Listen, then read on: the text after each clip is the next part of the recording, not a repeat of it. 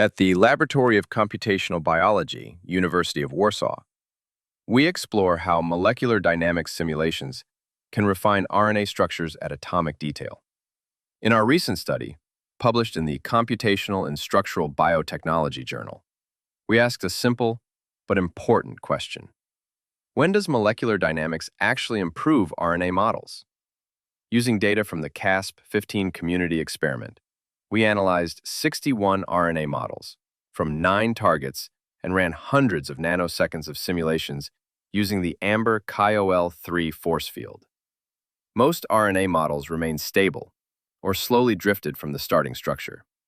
Short simulations, around 10 to 50 nanoseconds, were usually enough to reveal whether a model improves or deteriorates.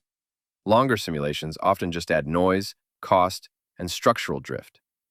Global accuracy, measured by RMSD, rarely improves. Instead, the interaction network fidelity, or INF, reveals what really happens at the local level. Stacking and Watson-Crick pairs stay stable, while non-canonical contacts are the first to degrade. Even high-quality riboswitch models can lose key tertiary contacts within tens of nanoseconds. Meanwhile, some difficult targets can partially recover local interactions if their starting geometry is near native.